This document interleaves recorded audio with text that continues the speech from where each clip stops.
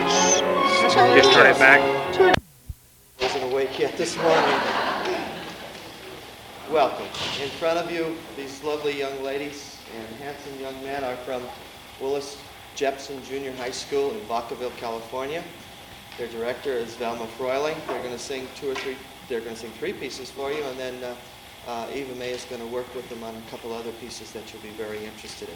Welcome. One reminder, would you please remember to fill out the conference session evaluation form for us.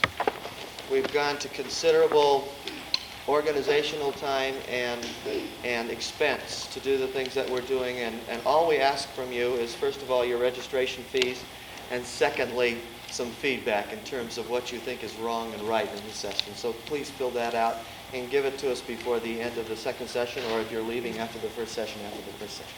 Thank you. Velma?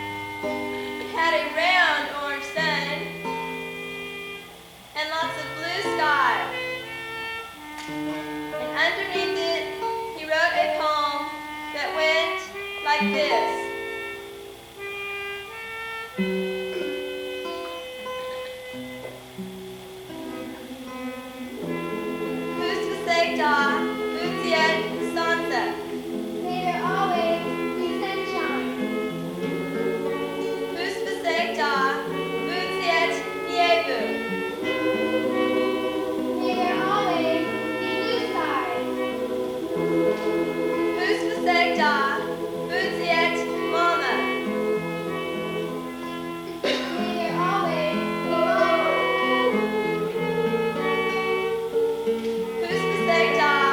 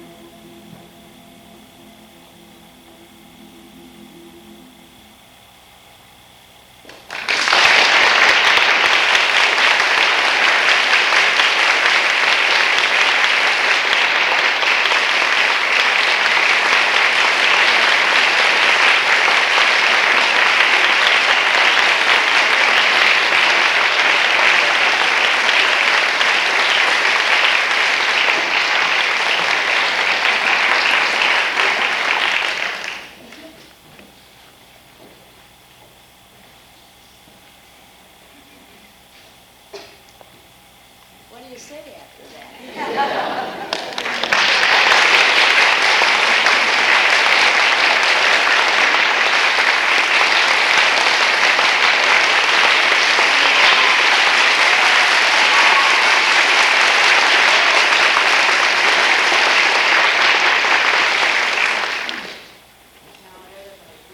I'd like to say one more thing. I had parents behind us galore. With all the parents that came with us and helped with all the outfits and everything, please stand up.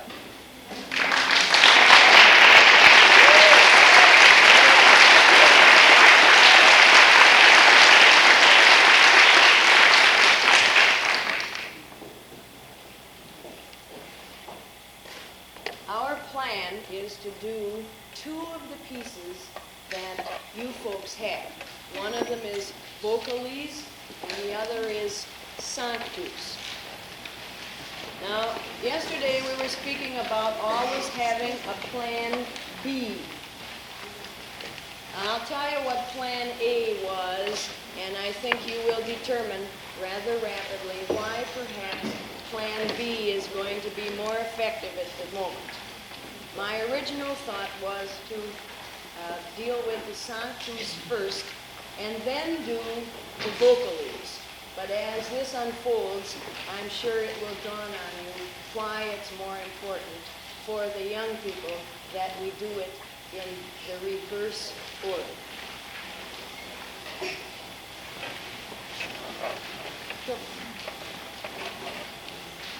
You want them to have scores? Not at this point, but we will in a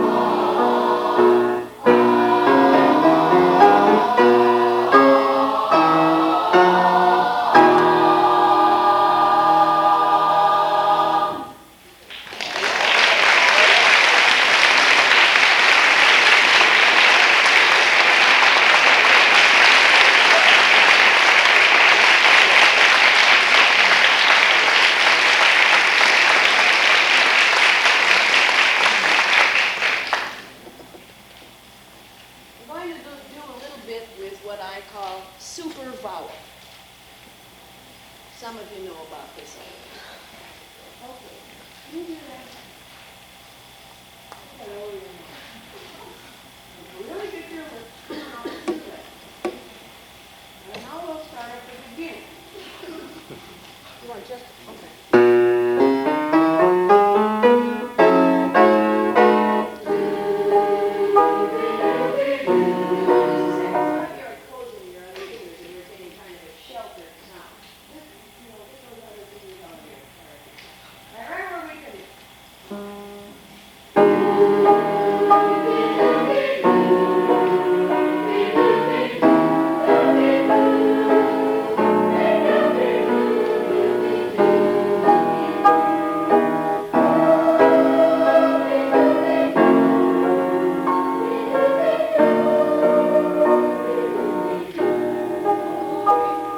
Let's deal with a couple things. Can you hear me if I don't turn around? Okay. It'll seem as if I'm probably talking a little louder, but, if you're number one today, they're number two. They had their day yesterday, okay? All right. Now, we have to be very cautious as to where we put the stresses and on what sounds. Now, we really have two basic vowel sounds. What are they anyway? Vowels. Now listen to vowels. U and R.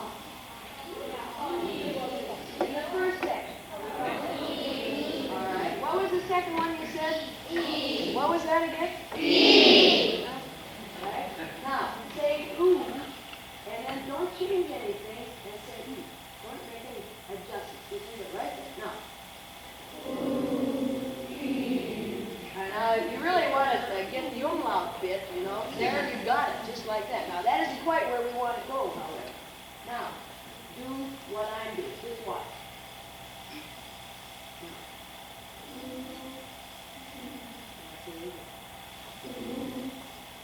That's wrong. That isn't the way your teacher taught you this. That is not correct. We want it all focused, coming out right straight on, so that the E is as nice and big and round as all these pumpkins that I see along the road.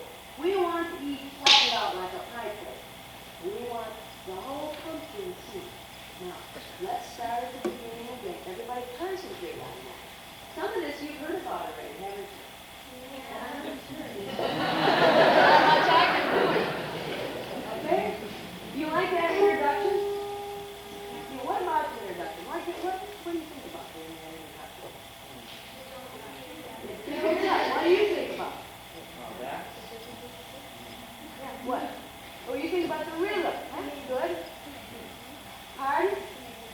That's right. You better get breathing and get going. So that introduction is kind of important, isn't it? It sets it all up for you.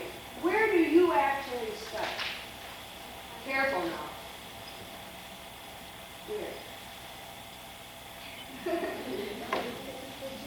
Where do you start thinking? Now you're on the ball. That way. With the introduction. And you see, that's all there to kind of get you on your mark, ready to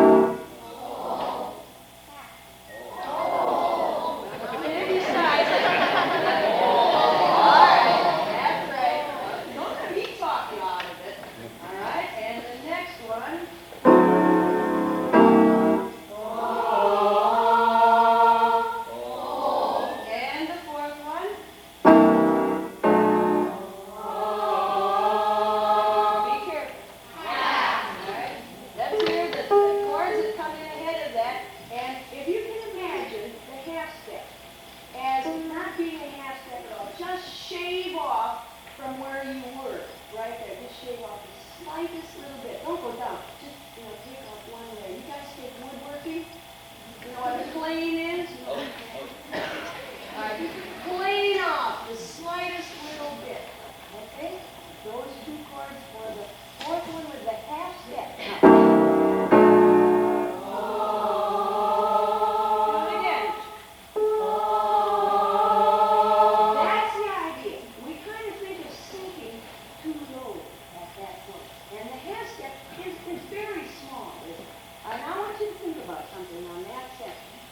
Can you imagine that it were all one pitch?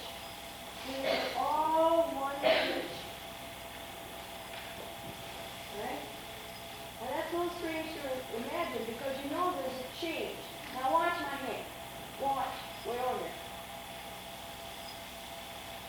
What did you see? It did the slightest little bit. Was that dip important? Yes. Please say so. You didn't really see that dip very much. It just was right in front of you, that dip. Here's how it came. Alright? You find it now? Alright. Let's this time just imagine that that dip is hardly there and it would be all one long line right there. Just, the slightest little bit. Okay, well, right at that time. Oh, excuse me, at the beginning of that line. Okay. Okay, you got the chord?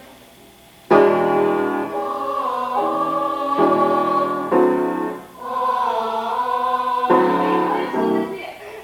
We're making an important stress on a note that is really just there as a trimming. It's like your necktie and the length and the blue tie. It's just trimming. But the other parts are really important to be there, huh? You could survive without the tie or without the belt, couldn't you, gal? But ooh. So that little tip is just embroidery. Here we go, now.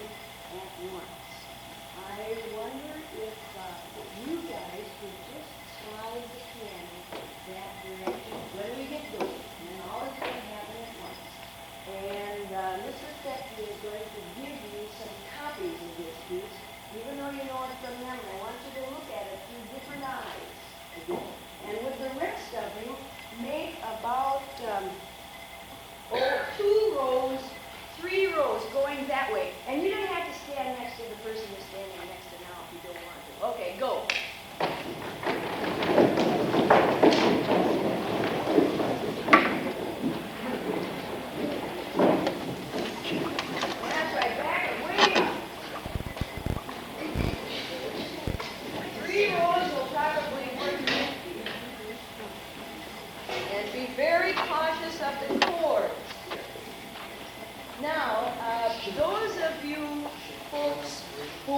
to do this along with them, and please be adventurous. If you would take your copy and go up to the back there. You know, your center of gravity needs a little change too. Or down the side, make a row or two.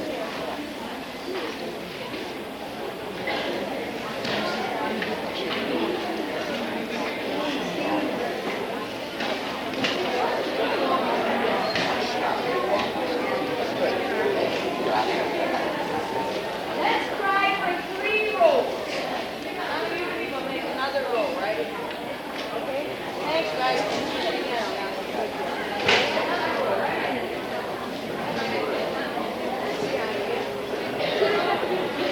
No, you don't have to stand there. Okay.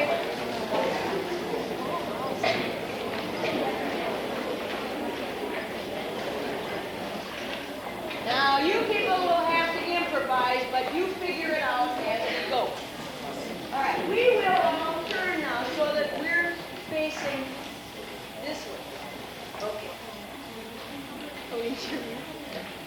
In music, we have to deal, especially as singers, with the weight that we put on individual notes.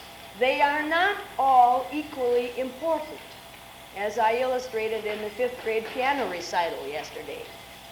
They are not all to have equal stress. I hesitate to use the word accent because that implies a pointed, bursting kind of effect. They don't all have the same stress. Now, what we would like to do would be to see if from head to toe we can develop the beginning section of this piece in another way, which will give us a new insight into which notes should be the weighty ones and which notes should be the featherweight ones. Okay, now, probably for the first trip, you aren't going to need the copy, but hang on to it because you will. When you get to a pitch, as we go along, a note, long, short, whatever, that you think is an important one, lean into it. All right? You're going to have to get one foot in front of the other or you'll topple over. Just give us a kind of a curtain of sound that not only can we hear, but it's coming forward toward us. Okay? We go with that nice introduction. Let's see what you decide.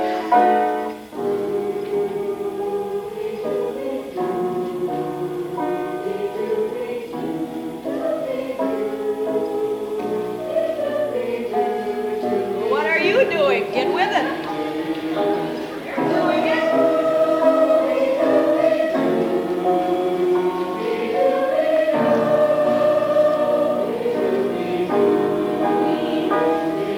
Very good.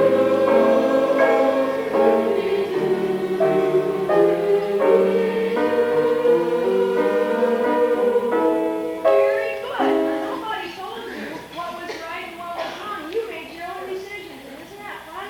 To decide for yourself? No, you made a boo-boo. Who cares? Everybody makes a bummer once in a while, you know. But you got the feeling. Now, can you tell me in about one sentence what probably you would do in relation to what's on the page? If you want to look back now, you probably will be able to come up with what your brain and feelings were telling you to do. What was happening? Got a little louder, right? Huh?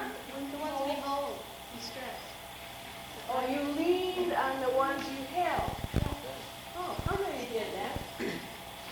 How many did that? Oh, okay, you're getting with the program back there. Okay, you're on it. You've got it. You're clicking with it. And now let's do that once more. Now some of you may want to look at the copy now for looking ahead to get a cue as to what you think you want if you're looking a couple of notes forward. Okay.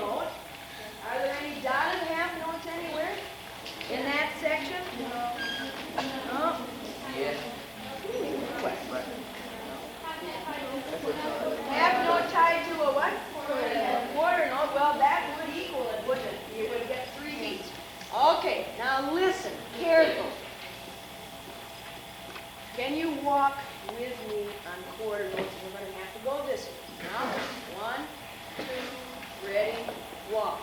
1, 2, 3, 4. 1, 2, 3, turn around. 1, 2. You cannot shift your weight if you let your foot come down. You have to do this like one of the 8th grade girls taught me to do, and she's a gal who takes ballet. Now, she said, Miss Struckmeyer, you can really do better than that if you try. And I said, well, I'm willing to try. Tell me. And she said, in ballet, you never put your heel down first. It's always leading with your toe. And she said to me also, it will also improve your posture.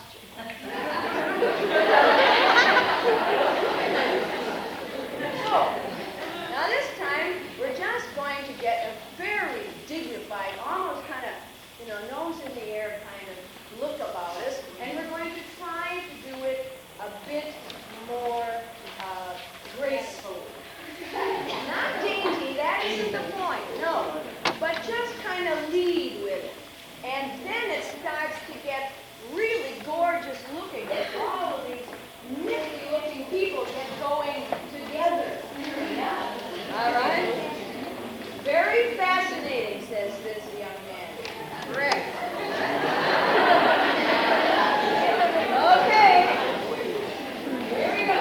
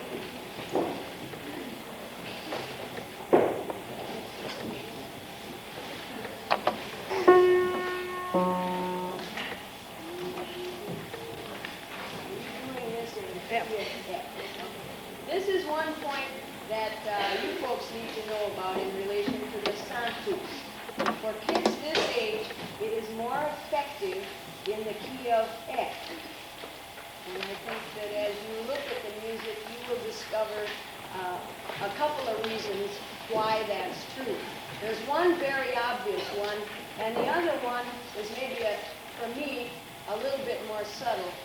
If it's a choice between E flat and F, F is a little brighter key, brighter sound, regardless of the range. And kids this age will come off sounding better with brighter kinds of sounds. Dark sounds are not really a natural part of their voice. Another reason is Yes. that the tenors do not have changed voices, the tenor section.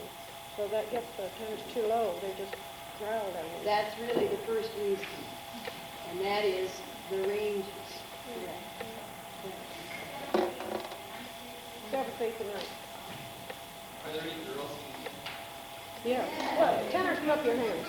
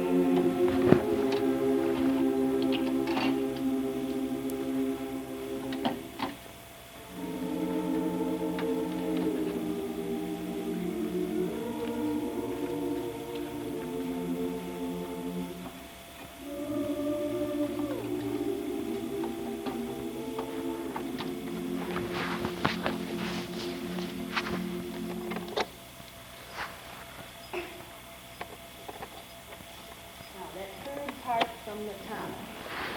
All right? That lines up with what we were speaking about yesterday relative to... Hi! Relative to the relationship between the heavier adjustment and the lighter adjustment. Now, if we had time, the next step would be to work with that part that they sang that lightly. You see, the problem with the pitch on that one note is not the fault of their ears. There's no problem there. But it's a heaviness that we want to lighten up so that it would go up there easier. What we're doing is pushing a chest sound to a note that is not comfortable. Now, we've got a couple minutes. Would you like to see what we can do with that? Yeah. Because this is kind of an eternal problem that we'll need to cope with. And regardless of your views on the choice of people in that particular part, let's see now if we can get a head sound for those particular Could I say pitches. something here? Yes. We are definitely having trouble with this. With the youngsters that have never worked with me before, put your hands up. So this year. With the youngsters that have had me for 1 year, put your hands up. 2 years. Okay, a great many of them have never been in this course before. Okay. Now, would everybody, every solitary person, sing for me there, if you can do it, and do it on. Oh, we were doing in the other piece such a nice B, and your lips were just sort of popping out. Let's do that again.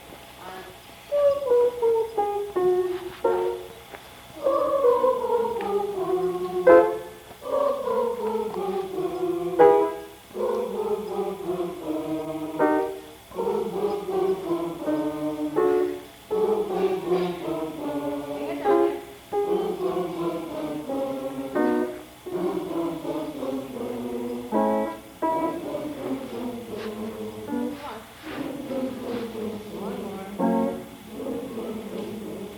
All right, let's hear the sopranos do that. Do it with an F sound.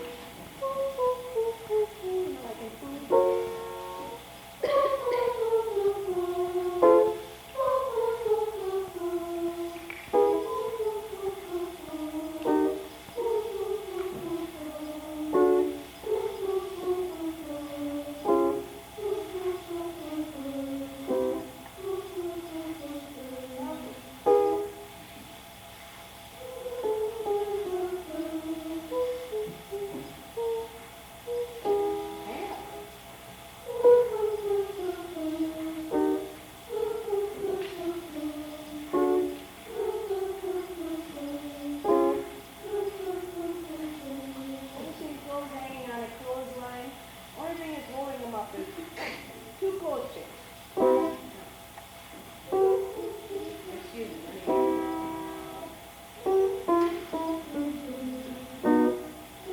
Just dangle that phone.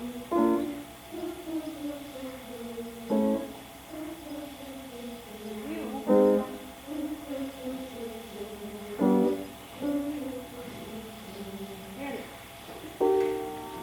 Let's see the hand. Okay, here we go.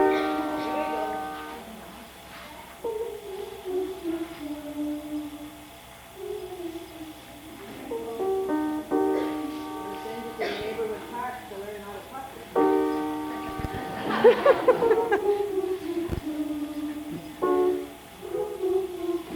Real fatty lips. Good. Hang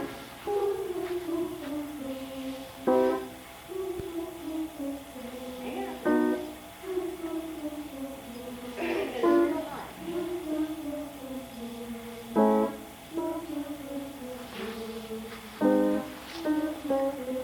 We're going to do that once more, and everybody try to sing no louder than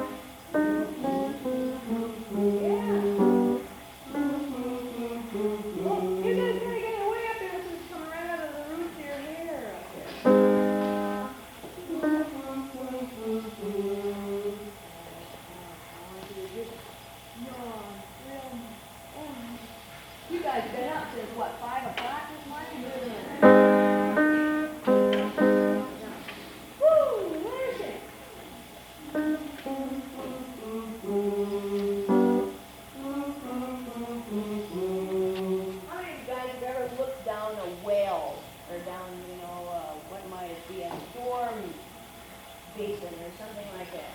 And you stood at the top and looked down. And now, have you ever been in a place where you stood at the bottom and looked up? That's kind of scary, isn't it? Because you don't know how you're going to get out of there, huh? So what's safer? On the top looking down. Well, now, will you just get yourself really tall and look down as if those stones are way down and all of that weed on the rug there? Just look down on it. Don't look up at it. Just look down. They're clear there.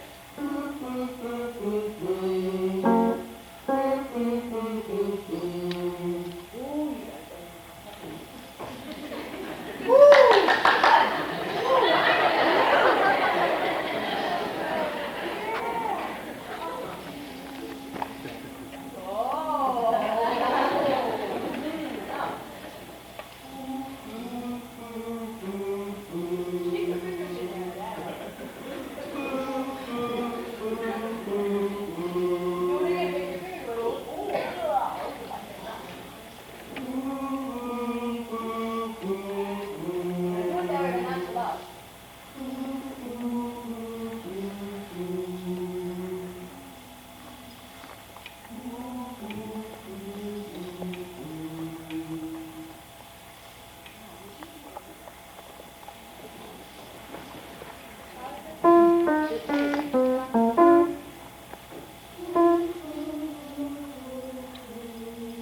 lose about 5 pounds on every.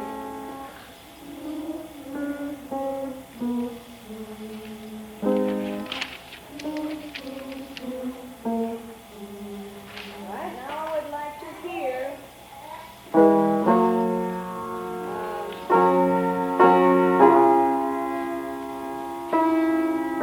That's fine. Then we all pick it up on the third phrase. You know what I mean? Or let's start at the beginning. Now I'm going to really look at the tenors and hang in there with me, gang. Oh, let's do it on, let's see. You may have your choice. You can do it on foo, or moo, or nu, or foo. You take your choice. No, everybody can take their own choice. Take your own choice. You know, we talked about choices? Okay. Here we go. No.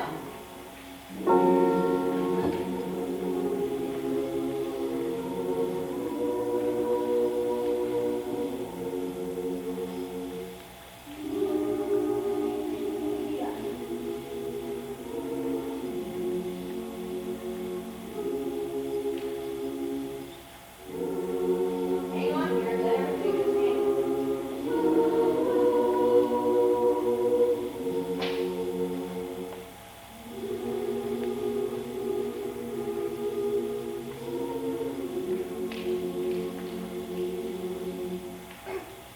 That is solvable, but it's going to take some doing to get the feeling for that head sound, that light adjustment feeling as far as it goes down in pitch. That's a fine example of a spot where too much heavy adjustment is going to result in not finding that pitch. Because again, you're reaching up for it and, hoping to catch it that way, and you'll always only get it by the toe rather than around the waist. Do you understand what I'm saying? Okay. I think it would be fun before we dismiss this really super groovy gang of kids if we did the piece from the beginning with the words and really did it upright. How about that?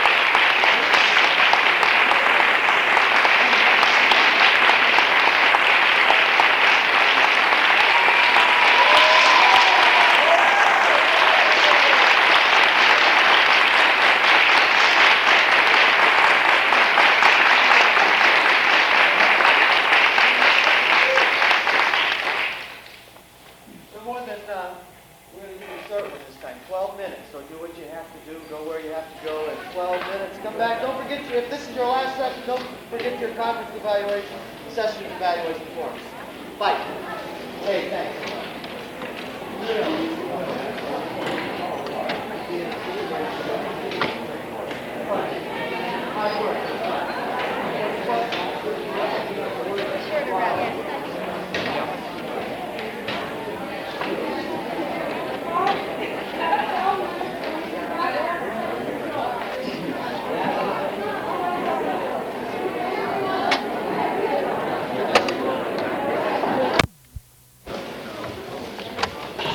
It would be really neat if we had time to do a decennial on some of the items that you observed this morning.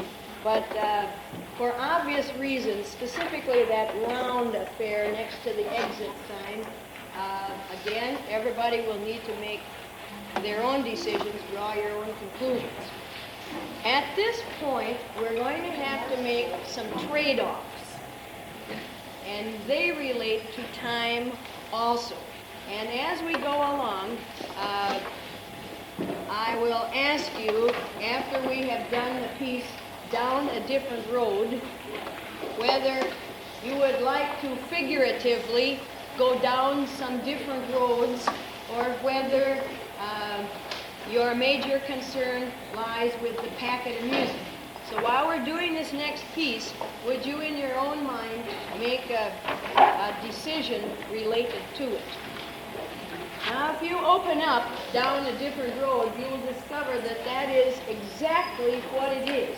And if there are extra copies, I think the students might enjoy having a copy or two in each row so that they can see this, because I think you'll find it to be groovy, very different looking music and very different sounding when we get at it. I feel very definitely that we have a responsibility to all styles of music at the high school, at the junior high school, and in the elementary school. Now, the elementary school, through Manhattanville and so forth, has done a lot of experimentation with sound.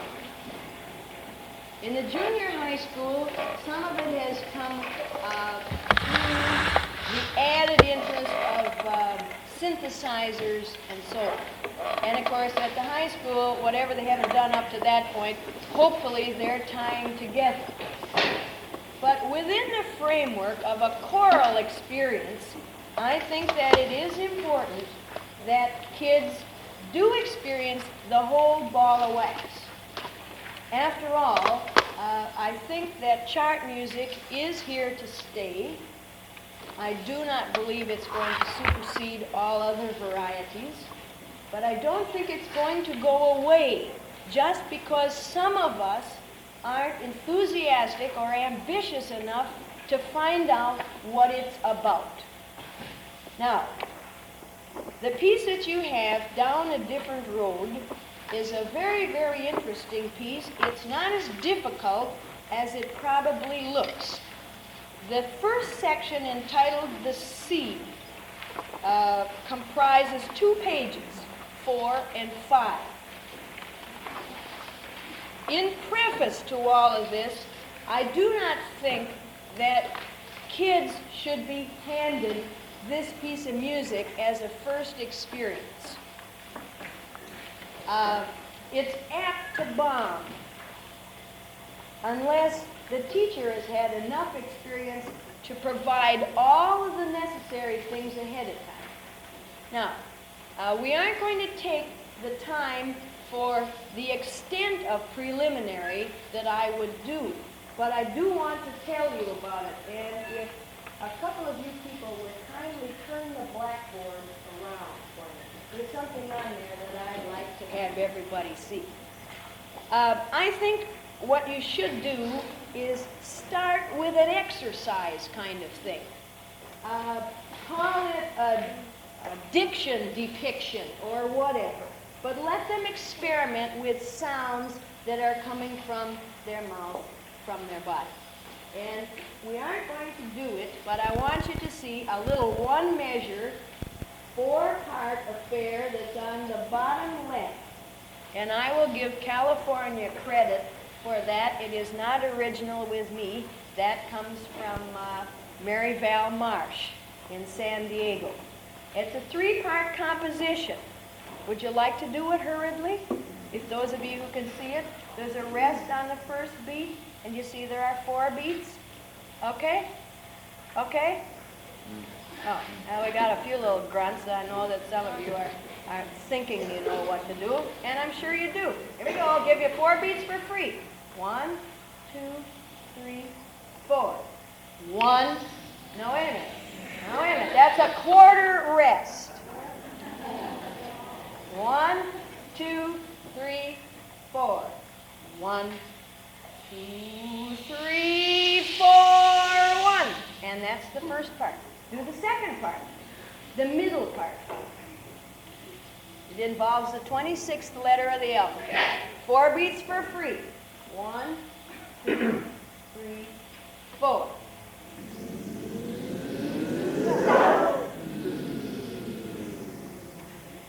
You want to do it again? Now, if I had had one Z with a little squiggly line, but there are all kinds of Z's there. Do you see them? Okay, we'll do it again. 1, 2, 3, 4.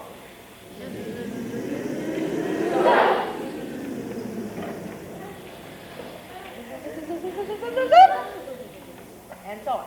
It would be repeated over and over. And the last one is a very easy one. Okay, 4 beats for free. 1, 2, 3, 4.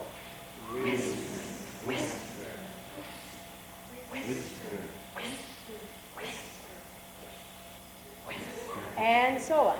Then you would put those together. And the next step for junior high school kids is to have them write their own, with their own type of notation. Not necessarily 5 lines and 4 spaces, but it has to be understood by what is written out in their own description. Now, if you want more information on this, if you will refer back to about October 1973 or 1974, ACDA Journal, my brother's only sister has an article in that magazine relative to how you do this. And it explains it quite explicitly, and the reasons why. Which month? I'm quite sure it's October, and I think it was 73. And it was something about an approach to avant-garde for beginners. And the purpose of it all being that they've had some type of exposure, and in a way that is not hinging on anybody's creative effort. Because as first trip around, kids might be a little bit tickled by this to the point of thinking that it's funny. And some of it does come out kind of funny, because it is such a different sound in their ears. Now, after you have gone some of these routes of molding the clay and giving them a lot of chance to mess around with sounds, then you are ready for a piece of music. And we're going to divide into 4 parts at this juncture, and it will be high voice 1, high voice 2, low voice 1, and low voice 2. Now, I think that we will allow the students to make their own choices as to which part they would like to be involved with. If we could have high voice 1, put it right on through there. We need a few people, a couple of people for the dial to be high voice 2. And then let's stretch that over to about right through here. Then we have low voice 1 and low voice 2 over here. High 1, high 2, low 1, low 2. Okay. Now, for the sake of experience, let's all learn all the parts. And we will start with high voice 1. And if you look back to page 3, you will discover all of the necessaries that you need. Now this is where a lot of people get defeated because you have to think these things out. You have to experiment. And if it isn't something that you catch right away, a lot of people say, oh, it's a lot of hogwash, you don't worry about it. Throw it on the file 13, and then that's that. But this piece, you will discover, will be worth all of your efforts. Now, the sound is S, obviously. Now, as the lines get wider, it is to get louder. You see it? There are 4 beats in the measure. Let's start the measure in which you come in. For beginners, there's not a thing wrong with getting a dirty fingernail up there and pointing to each measure as you go by, because you have few relationships to everybody else. So if you want to keep really close track, don't feel that you're coming off as if you didn't know where you were. It's a real help.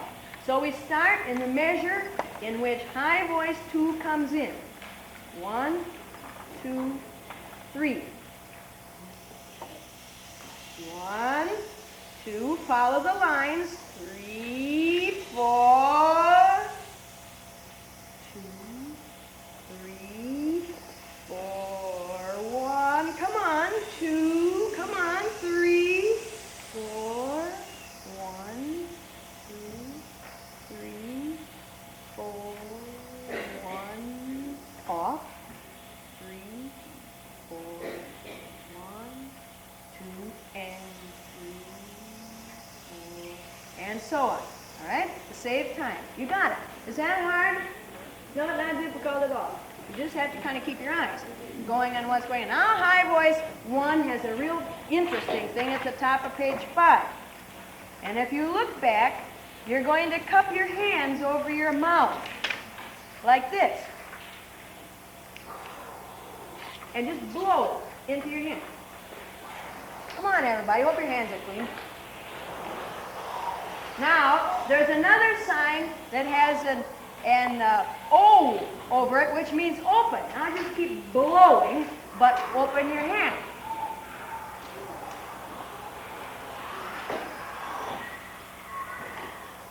All right, and if you look at that, you discover that it's in half-note patterns. So here we go. It starts this way. You got to have a copy in your lap now. 1, 2, ready, go. 2, 3. Come on. Keep breathing. Don't stop. 3, 4. 1, 2, 3, 4. And from there to the end, you have no problem. So we have high voice 1 attended to. All right? Now let's look at low voice 1.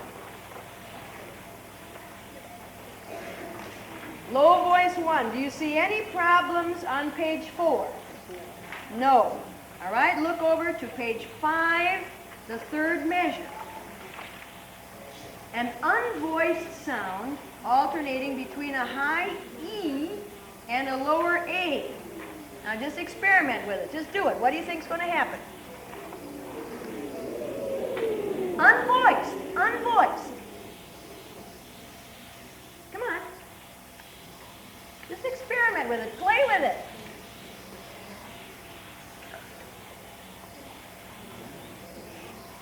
All right, now you have to make a decision whether that A means A or ah.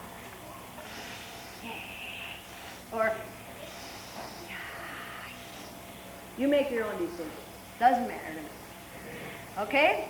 Now, that comes in as a sort of an oscillating type thing. It gives a feeling for 4 beats in a measure. So let's do it. Now,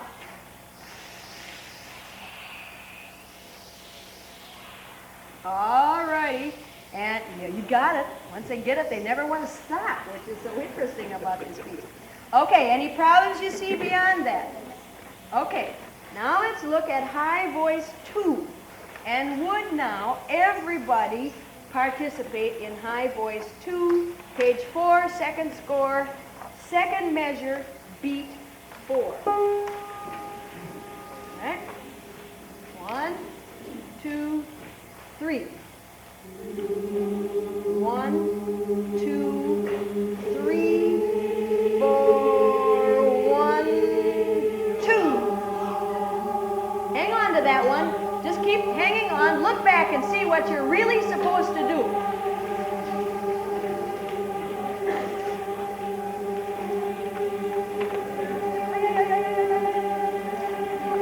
The Z is only meaning alternating. You got 2 vowel sounds.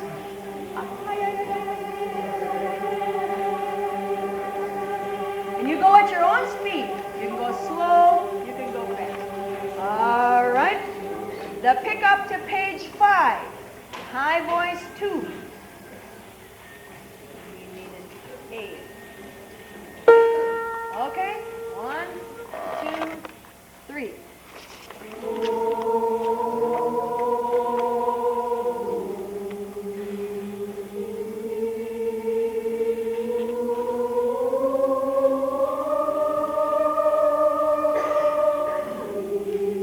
Good practice in whole steps and half steps, eh?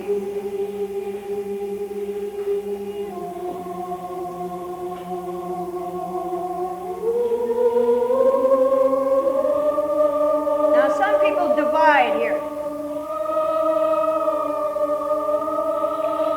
Some people do the whole note.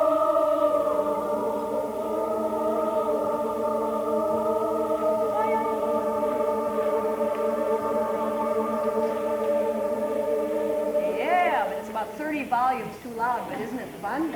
All right, now let's go to low voice 2. And I think the only problem that you're going to have, anything that might be confusing, is the letter J, which means okay? Here we go. 1, 2, 3.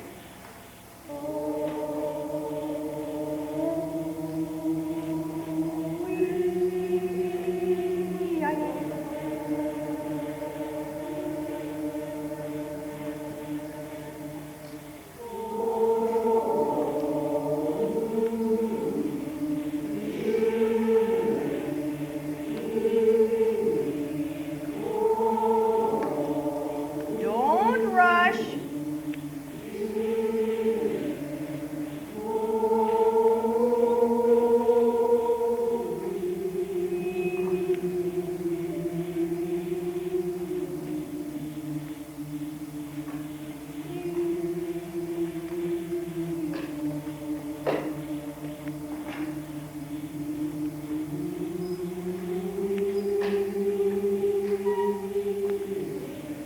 And so on, and so on. Now I want to start to put this together. I want to start to begin to have the thing become a reality. Yes. Does low voice refer to like bass? No. Could, but it doesn't have to in the junior high. It's spelled out here as being second altos and basses. But it's really immaterial. And if you got a whole chorus of monotones, you aren't going to have any problem with high voice 1. Nor are you going to have any problem with low voice 1. For that reason, it's a good idea that they do learn more than one part. Otherwise, you always have a speaking part, and they never get to learn the pitches. But technically, yes, it is spelled out. But in reality, you know, do it however it seems to be comfortable for you. All right? Next thing in importance is that the room has to be quiet. We can't, from here on in, hear pages fumbling, feet fumbling, or whatever else, because you're going to mess up your own scene now. And remember that the title of this is The Scene.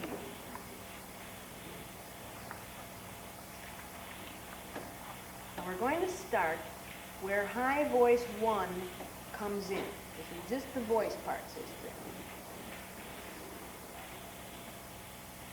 Now, one other thing we'll have to have from the piano will be just a little faint idea of that G, so that we know where that's going to start.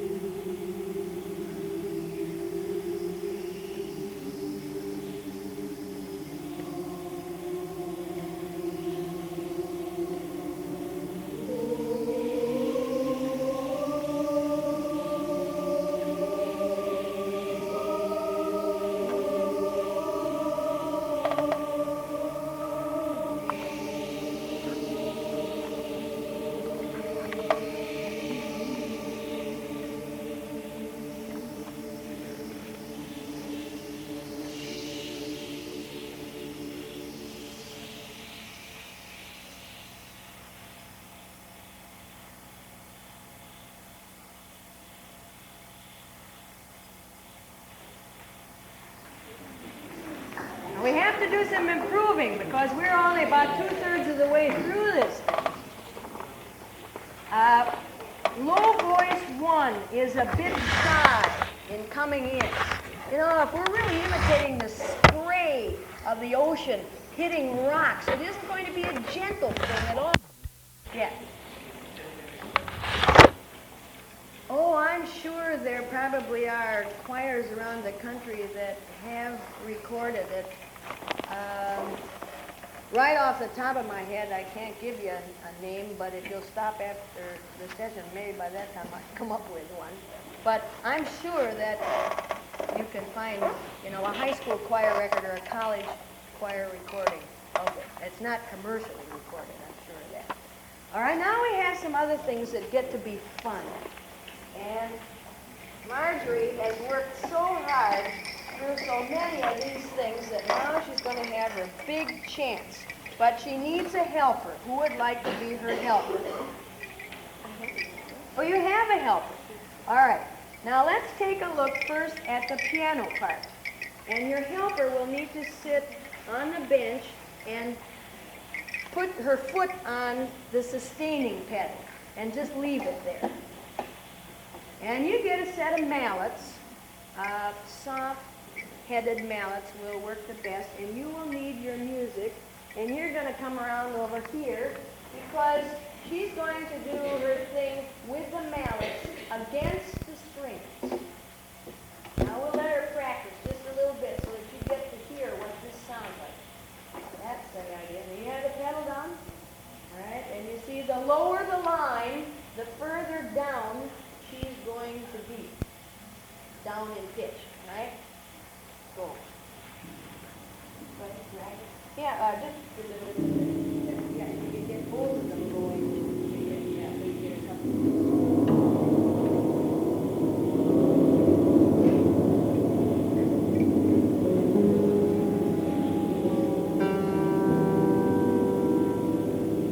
All right, and her part follows exactly along with the rest of ours. Now I'll have to move so that she'll be able to see me because she's going to have to know where we are in the measure. Now we need another person who has very deft fingers, maybe someone who has played harp or who hasn't played harp. Do we have a volunteer? There's your instrument. Okay. And you notice that the bamboo chimes have their indication, and all she has to do is just keep that sound going, not according to any beat, but it just keeps going all the time. Let's hear you, please. Now, you've got to hold it, the roof part still, and then just with your other hand, just caress them lovingly. But the sound should never stop. Yeah, wonderful. All right. Now the next people have to have very specific qualifications, and we need a couple of people who just have a lot of hot air.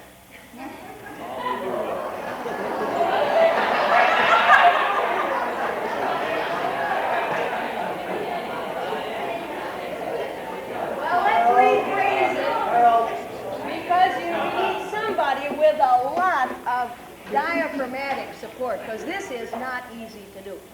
And if you tend toward fainting, don't volunteer. Now, we need one more person, and if you would come down here, and I think best if you came down, because it's neater if you're together.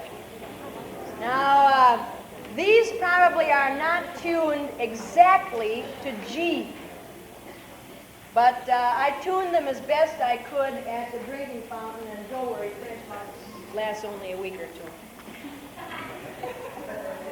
Okay, now, I wonder, pardon?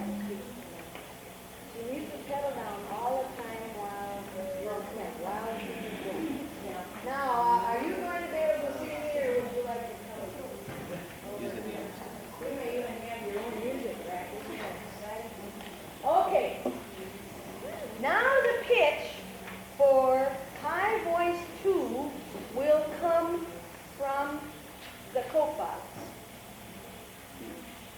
Now, if you can get great big empty wine bottles, you can get another octave down, and that is really spooky. It really comes out even. Way down. Now, for better or worse, we're going to do this from the beginning. And the first time, it's probably going to seem a little bit weird, and you probably are going to be so involved in your own part that you aren't going to have time to really tune in on what the totality sounds like. But we'll decide after we're finished if we have reason to want to do it again. And again, the piece falls into disarray if there is any kind of distraction. Because you see, there is no text. It's a whole mood affair. And you know, somebody drops their teeth and you lost it. It's all messed up. So get your sacroiliac set now so that it can be done. And by the way, when we did this in performance, I tried as politely as I could to tell the audience, too, that the effect of this piece is lost if we have coughing, squeaky seats. So let everybody do the best they can. If you have a part that's supposed to be loud, come on with it. Don't be at all shy.